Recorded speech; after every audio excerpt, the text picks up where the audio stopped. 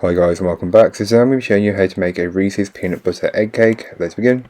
To get started on the recipe, you'll want to make the cake. To make the cake, grab yourself a mixing bowl and place in the ingredients that you need. So the dry ingredients, which is the flour, the sugar, the cocoa powder and the raisin agents. Then mix just to combine, and you don't need to make it fully combined, but just enough to make sure that everything is loosely combined, if not well combined. Then you can go ahead and add in your wet ingredients, everything apart from the boiling water. The boiling water does not need to be added yet, so please don't add it. Add the rest in and mix on a low speed to start with, working you up to a medium-high speed. And once you can see that the mixture has come together and there's only traces of flour around the top of the bowl, that's when you can go ahead and add in your your boiling water, being careful not to add it on a high speed, otherwise this mixture will go everywhere. You will notice a change in the consistency. This is completely normal. Then go ahead and give the bowl a good scraping down, and this is just to incorporate any bits that may not have been fully incorporated from earlier on, so get the sides and the bottom of the bowl just to ensure it. Then divide the cake batter between 3 6-inch cake tins, which have been lined with some parchment paper, and then place into the oven and bake off. I will leave all that information in the blog post, which you will be able to find down below, so don't forget to check it out if you are interested. So while your cakes are baking in the oven, it's the perfect time to go ahead and make the buttercream, which is really simple. Go ahead and grab yourself a saucepan and place in the sugar and water, then mix the two together until they are combined. Place on the hob over a high heat and allow to come to 121 degrees Celsius.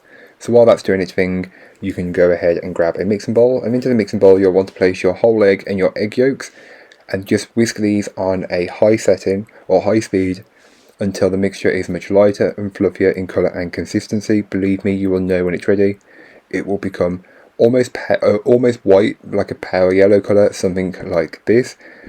By the time it achieves this, your liquid mixture should be at 121 degrees Celsius, so turn the speed down a little bit and then add in the hot liquid mix, being careful not to get this on your skin, as this will burn and blister, and that's the last thing you want to do. And you'll also want to make sure that you get as much of that sugary mixture into the egg yolks, and this is just cooking the eggs now.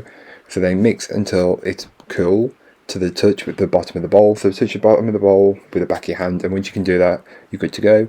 I added in my vanilla first and then mix that in. While that was mixing in, take a few chunks of butter and add them in and let it mix in fully. As you can tell, my mixture was a little bit loose, but don't worry, that's completely fine, and a little bit of time in the fridge will help set that up. Once you've got that, all the butter incorporated, you can then go ahead and add in the peanut butter and mix this in until it's fully incorporated. You will notice a change, it will become thicker, and that's because this is an emulsifier. Then give the bowl a good scraping down, and this is the perfect time to incorporate any bits that may not have been fully worked in from earlier on, so make sure you get them bits of peanut butter from the top and the bottom of the bowl like I missed. So for the assembly of the cake, grab your plate, board or stand and place a blob of buttercream into the centre of it. Then place your first layer of cake on top and press it down a little bit. This is just to secure it in place. It will act as a glue. So just try and get as central as possible now, as this will be the start of the assembly of the cake. Then pipe a ring around the outer edge of the cake with the buttercream, and then somewhere in the middle, spread and level it out as best as you possibly can. As you can tell, my cake level layers weren't equal, so just balancing it out helps really well. Then place on your second layer of cake and do the same thing. Ring of buttercream around the outer edge, fill the centre, spread and level it out as best as you possibly can. Then place your third layer of cake on top and press it down, and this will just help to secure it in place. If you find that it's a little bit rickety, you can place it into the fridge for 10 to 15 minutes. Mine was okay, so I take the remainder of the buttercream and I pipe it around the outer edge of the cake. It doesn't need to be perfect, as we will take the time to smooth and level the cake out, so just get as much on there as possible. It doesn't need to be perfect, as you can tell I've got gaps. Pipe the rest onto the top of the cake, spread and level that. Again, I always do this, but I don't think it's a necessary step. You can start on the sides and work your way to the top, but I always start with the top. Then take a scraper and just scrape the initial layer of buttercream off, and you'll notice it's already quite smooth. This buttercream is amazing to work with and works really well. So then you can just take any gaps and fill them in with some of the buttercream that we've got left remaining, and repeat the process until you're happy with the smoothness of the cake. I made a mistake later on when making my drip. I applied the drip and it was too liquidy, so I just scraped it off. You'll be able to tell. Just get rid of the raggedy edge around the top of the cake and then chill in the fridge while you make the ganache drip. With the ganache drip, into a bowl place your chocolate chips and your cream, combine them, place them into the microwave and mix and melt until you can mix it like this. I find around a minute and a half works really well, but I always do it in 30-second increments. Mix until you've got a smooth and glossy ganache. Don't use your ganache while it's still too hot. As you can tell, I've got chocolate on my cake, and that's because I had to scrape it off first time because I wasn't happy, so I let the ganache cool and then reapplied it. And once you reapply it, look at that, it looks much better. And if you use a chilled cake, the ganache will kind of stop at a certain point. It will not go too far, which is perfect and what I like. But again, it's completely up to you how you want to do your drip. I'm doing it this way, but you do it whichever way works best for you. So I chilled the cake for around half an hour in the fridge, then piped rosettes on top of the cake. I went with 8, but feel free to do more or less. It's really up to you how many people you want to serve this cake, and if you want them to have a whole rosette or half a rosette.